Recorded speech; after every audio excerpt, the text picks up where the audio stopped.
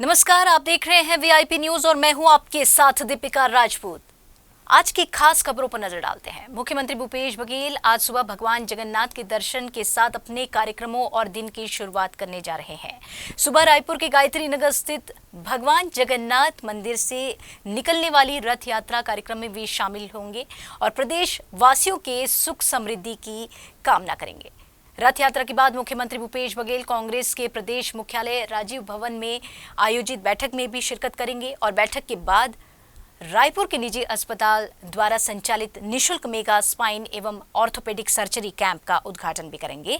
और इन तमाम कार्यक्रमों के बाद सीएम बघेल मुख्यमंत्री निवास पहुंचकर वहां आयोजित चिकित्सक दिवस कार्यक्रम में भी शिरकत करेंगे। और इधर कांग्रेस के छत्तीसगढ़ प्रभारी पीएल पुनिया कल देर शाम रायपुर पहुंचे। यहां पहुंचकर उन्होंने एयरपोर्ट पर ही पत्रकारों से चर्चा की और साथ ही उन्होंने ये भी बताया कि शुक्रवार को राजीव भवन में होने वाली प्रदेश कार्यकारिणी की बैठक में वे शामिल होने पहुंचे हैं। और उन्होंने ये भी बताया कि संकल्प शिविर हर महीने कार्यकारिणी बैठक लेने का फैसला लिया गया। इस दौरान उन्होंने महाराष्ट्र की राजनीति में मचे उथल पुथल और मुख्यमंत्री बदलाव को लेकर भी भाजपा और केंद्र पर हमला बोला है। उन्होंने ये भी बताया जब से भाजपा की जो सरकार बनी है ये इसी तरह का खेल रचते रहे हैं। वहीं उदयपुर की घटना को अत्यंत दुर्भाग्यजनक बताते हुए दोषियों पर कड़ी कार्रवाई होने की बात भी उन्होंने कही है। इसमें तय हुआ कि हर महीने संकल्प इसमें प्रदेश कार्यकारिणी की बैठक जिस तरह से होनी चाहिए वो हो और उसी प्रकार जिला Congress committee, block Congress committee और ऊपर भी जो संगठन है उनकी बैठकें होनी चाहिए। जो परिवर्तन किया जाता है उसको कोई बहुत अच्छा तो नहीं कहा जा सकता। और भारतीय जनता पार्टी जब से इनकी सरकार बनी है इसी तरह का खेल खेलते रहे, हमेशा खेलते रहे। उन्होंने प्रयास राजस्थान में किया, वो सफल नहीं हो पाए। उन्होंने प्रयास मध्य प्रदेश में किया, वहाँ कामयाब हो गए। और भी अन्य प्रदेशों में, चाहे वो गोवा हो चाहे मणिपुर हो, उन्होंने इसी तरह के खेल खेले हैं। तो ये अत्यंत दुर्भाग्यपूर्ण है कि प्रजातंत्र में जो शुद्ध रूप से राजनीति होनी चाहिए उसका अभाव होता जा रहा है। जो भी घटना हुई वो अत्यंत दुर्भाग्यपूर्ण है, खेदजनक है और उसके जो दोषी व्यक्ति हैं उनके खिलाफ सख्त से सख्त कार्रवाई की जानी चाहिए।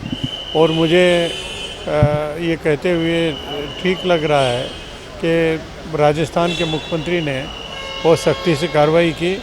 कुछ घंटों के अंदर दोनों जो मुख्य आरोपी हैं उनको गिरफ्तार कर लिया गया। तो चलिए बढ़ते हैं अगली खबर की ओर। यूपीए के राष्ट्रपति उम्मीदवार यशवंत सिन्हा आज रायपुर आने वाले हैं। प्राप्त जानकारी के अनुसार सिन्हा यहां कांग्रेस सांसद और विधायकों की बैठक लेंगे। इस बैठक में मुख्यमंत्री भूपेश बघेल, कांग्रेस प्रदेश प्रभारी पीएल पुनिया, प्रदेश अध्यक्ष मोहन मरकाम सहित सभी विधायक और सांसद इस बैठक में मौजूद रहेंगे। बैठक में आगामी राष्ट्रपति चुनाव के लिए दिशा निर्देश जो हैं वो जारी कर दिए गए हैं। साथ ही रणनीति भी एक जो है वो तैयार कर ली गई है। बैठक के बाद राष्ट्रपति उम्मीदवार यशवंत सिन्हा की प्रेस कॉन्फ्रेंस रखी गई है। यहाँ बैठक और चुनाव से जुड़े विषयों पर बातचीत की जाएगी।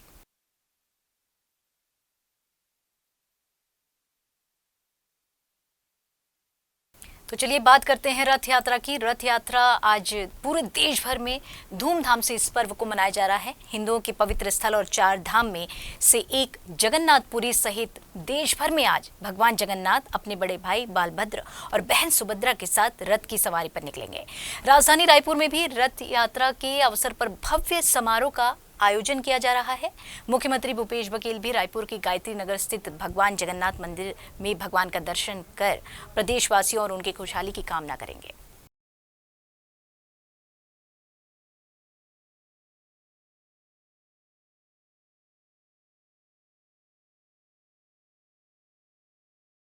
मिशन 2023 पर फोकस करने पर अब भाजपा सक्रिय हो गई है। 2 और 3 जुलाई को हैदराबाद में भारतीय जनता पार्टी राष्ट्रीय कार्य समिति की बैठक आयोजित करने जा रही है, जिसमें छत्तीसगढ़ के 8 बड़े नेता भी शामिल होंगे।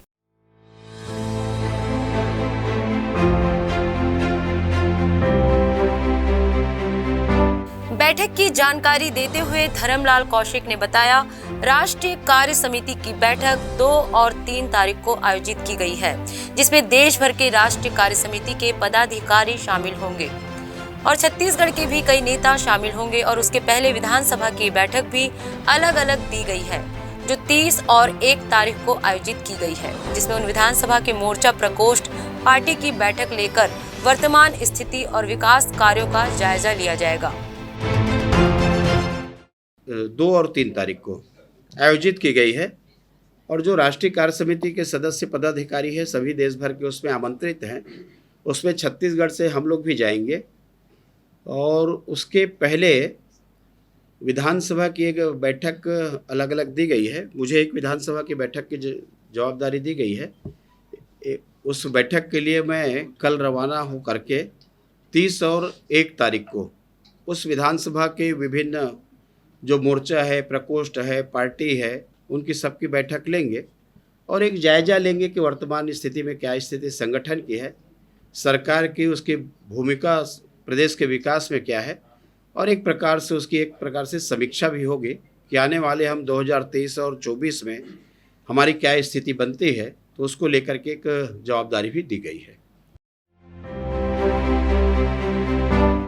बैठक कार्यक्रम को लेकर डॉक्टर रमन सिंह ने भी दी जानकारी और बताया कि वे 30 तारीख को हैदराबाद के लिए रवाना होंगे, जहां पहले विधानसभा के क्षेत्र में दौरे का कार्यक्रम 2 दिन के लिए निर्धारित है, जिसमें से छोटे छोटे और मंडल के पदाधिकारी से लेकर विधानसभा के प्रमुख कार्यकर्ताओं की मीटिंग के साथ साथ ही अलग अलग समाज के वर्गों के लोगों से चर्चा की जाएगी।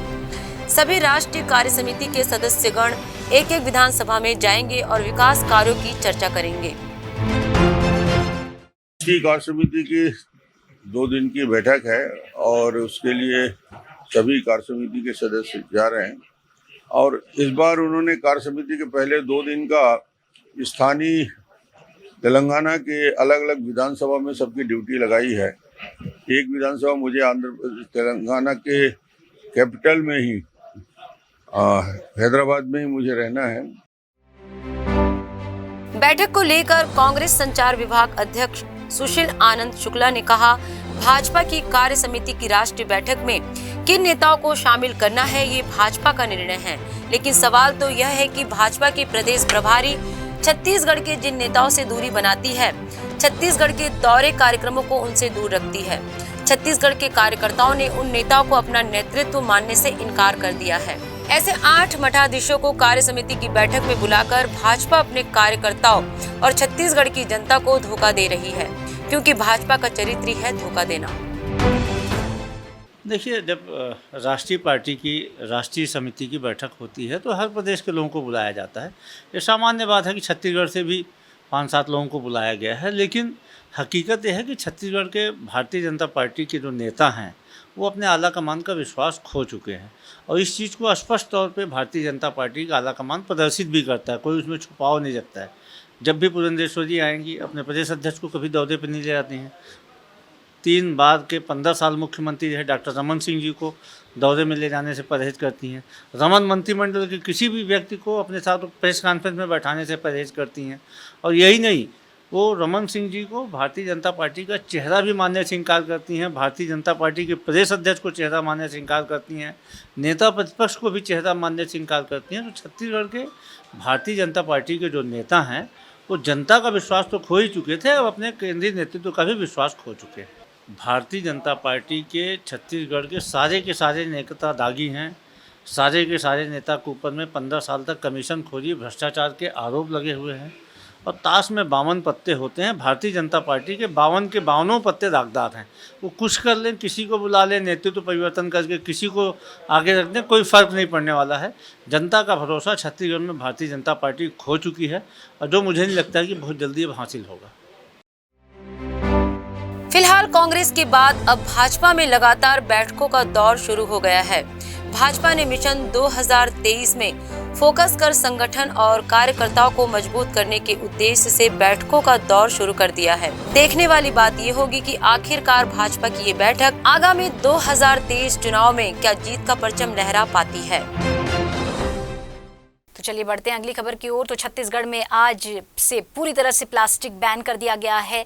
शहर के सभी बाजारों में धड़ल्ले से बिकने वाली डिस्पोजल प्लेटें, ग्लास, गुब्बारे, झंडे समेत अनेक वस्तुओं को बैन कर दिया गया है।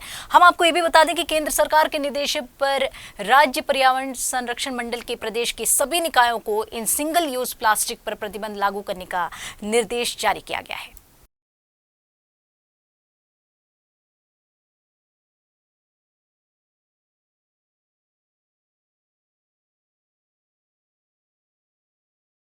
चलिए बढ़ते हैं अगली खबर की ओर। तो महासमुंद में आज जगन्नाथ भगवान की महाआरती की जाएगी। महाआरती के बाद भगवान जगन्नाथ की रथ यात्रा निकाली जाएगी। तो क्यों निकाली जाती है भगवान जगन्नाथ की रथ यात्रा, आइए जानते हैं। भगवान जी अस्वस्थ हो उनके पीछे कारण है। स्कंद पुराण के अनुसार भगवान जगन्नाथ जी के एक परम प्रिय भक्त थे श्री माधव दास जी। उनके जीवन में एक 15 दिवस का बहुत ही कष्टमय जीवन आया। उस जीवन को, उस कष्ट को दूर करने के लिए भगवान ने उनके सारे कष्ट को, सारे प्रारब्ध को भगवान ने ले लिए और उसी 15 दिवस भगवान जी वर्ष में जो है अस्वस्थ के रूप में विश्राम करते हैं। जो तिथि पड़ती है ज्येष्ठ शुक्ल पक्ष की पूर्णिमा, स्नान यात्रा से भगवान अस्वस्थ होते हैं और वो आषाढ़ कृष्ण पक्ष अमावस्या तिथि तक की रहती है। चलिए बढ़ते हैं अगली खबर की ओर। कांकेर शहर में सर्व पिछड़ा वर्ग समाज ने 6 सूत्री मांगों को लेकर अधिकार रैली निकाली है। मुख्य मार्ग पर चक्का जाम भी किया है, जिससे घंटों यातायात में बाधा आई है। इसके बाद प्रशासन की टीम मौके पर पहुंची और समझा बुझाकर रोड को खाली कराया गया।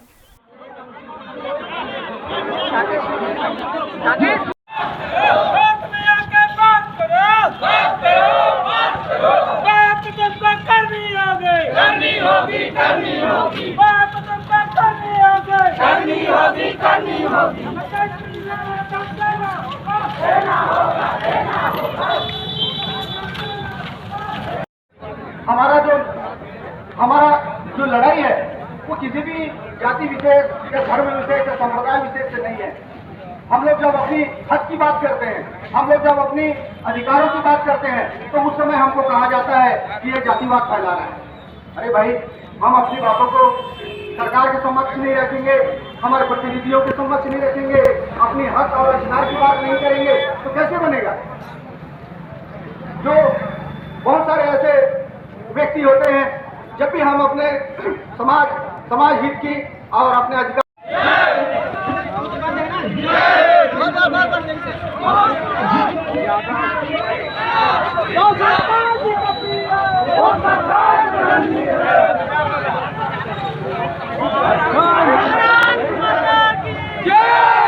हमारी मांगे पूरी करो।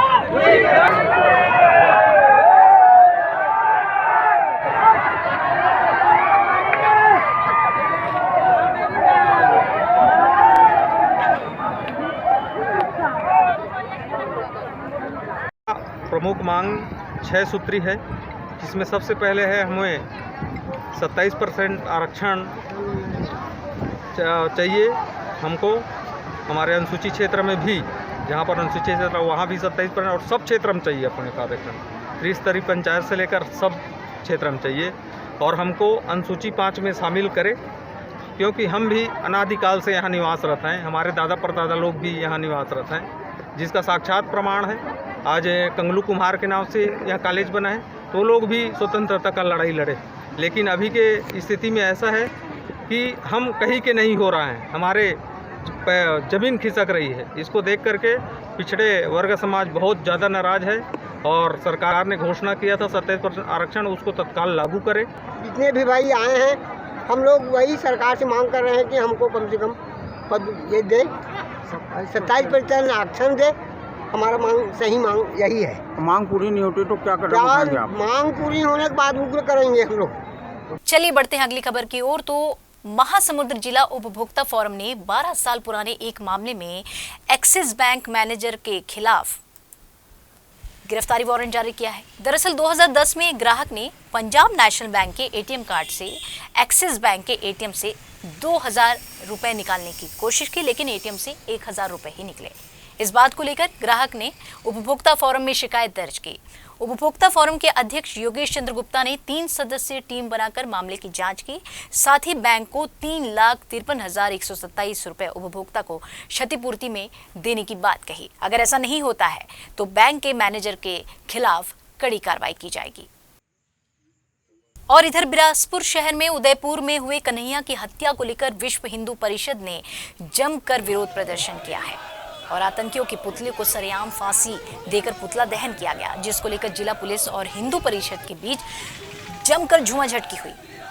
परिषद के इस पूरे कार्यक्रम को लीड कर रहे ललित माखीजा ने कड़े शब्दों में इस पूरे घटनाक्रम का विरोध किया और पुलिस प्रशासन के साथ राज्य सरकार को आड़े हाथों लिया है।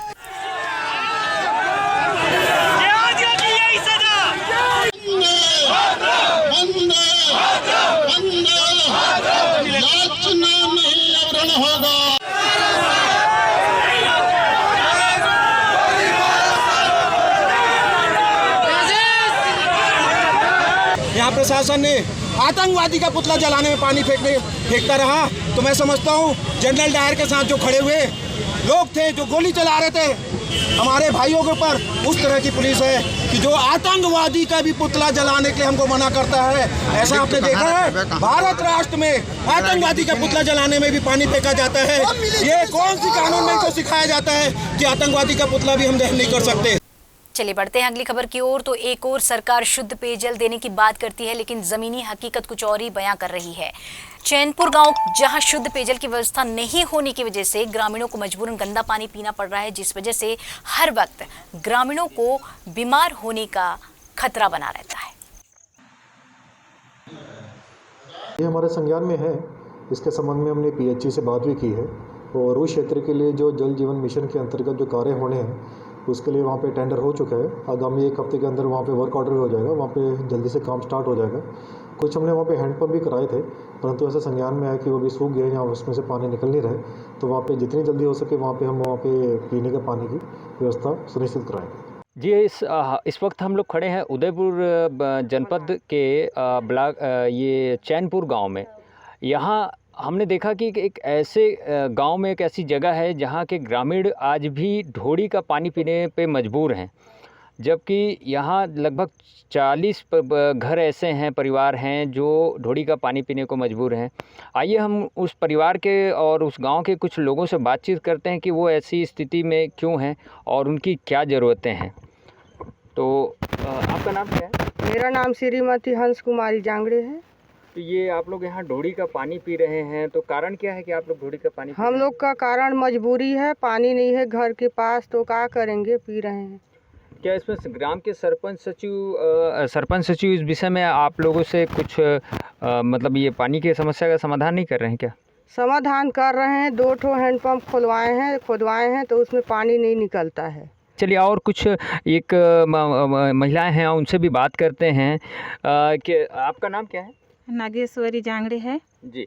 आप यहाँ पे पानी लेने आई हैं, तो क्या कारण है कि यहाँ पे पानी लेने आई हैं? तो हमारे मोहल्ले में नहीं है हैंडपम्प ना, तो आए हैं लेने। अब गंदा पानी को पी रहे हैं, क्या करेंगे। अब गर्मी के सीज़न में बहुत बच्चे लोग को उल्टी दस्त बहुत बीमारी होता है गंदा पानी की वजह से। तो क्या आप लोग क्या मांग है, आप लोग शासन से अपना क्या मैसेज देना चाहेंगे, क्या मांग करना चाहेंगे? हम लोग के लिए जल्दी से जल्दी पानी का व्यवस्था करें, यही मांग करते हैं हम। तो आप लोग ने देखा कि हम आपको दिखाते हैं कि यहाँ पे देखिए ये ढोड़ी का पानी है जहाँ लोग पानी पीने पे मजबूर हैं। आप देखिए कि वो काई जमा हुआ है और इसमें ये देखिए ये पीने का पानी इन्होंने छान के ले जा रहे हैं।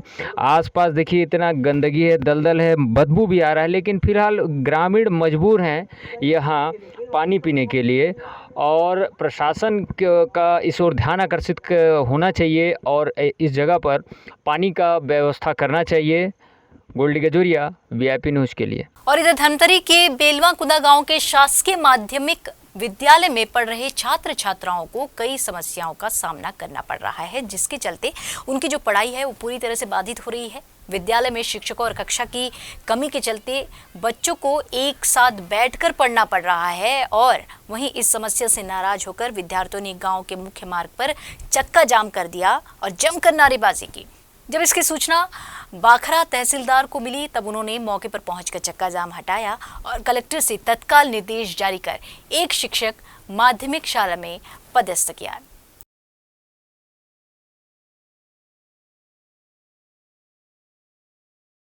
कभी पढ़ाई नहीं कर सकते, इसके वजह से हम लोग उतने दूर से आते हैं पढ़ाई करने के लिए, इतना पसीना आ जाता है, लेकिन पढ़ाई स्कूल में नहीं होगा तो हम लोग कैसे करेंगे। हमारे स्कूल में शिक्षक नहीं है, सिर्फ 2 जने हैं, तो पढ़ाई उससे अच्छे से नहीं हो पाता। हमारा घर बहुत दूर है, फिर भी हम लोग पढ़ने के लिए ही स्कूल आते हैं, खेलने के नाम से नहीं आते। पढ़ेंगे करके स्कूल आते हैं तो शिक्षक नहीं है तो पढ़ाई भी नहीं हो पाता। कक्ष की बहुत ज़्यादा ही ज़रूरत है। हम लोग एक ही क्लास में बैठते हैं 7वीं और 8वीं, तो पढ़ाई बिल्कुल भी नहीं हो पाता। नहीं, कई बार इसका शिकायत पंचायत में की है सर, अपन थाना में भी इसका अप्लाई किए हैं कि बाहरी लोग पूरा पानी वानी का पूरा टंकी वंकी का व्यवस्था पंचायत से किए थे और बार बार वो उपद्रवी लोग यहाँ से तोड़ फोड़ कर रहे हैं, जिससे थोड़ा समस्या भी हो रहा है पानी वानी के लिए। हाँ, ऐसी सूचना मुझे भी मिली, उस संदर्भ मैंने ब्लॉक के जो ऑफिसर को भेज दिया था। वो बताई स्थितियाँ पहले सूचित नहीं किया गया था और निस्संदेह वहाँ 52 बच्चे दर्ज हैं और 2 टीचर हैं, तो कमी तो है टीचर्स की, उसकी प्रतिपूर्ति की जा रही है और एक की व्यवस्था तत्काल हमने कर दी है। आज की खबरों में फिलहाल इतना ही। देखते रहिए VIP न्यूज़। दीजिए इजाजत। नमस्कार।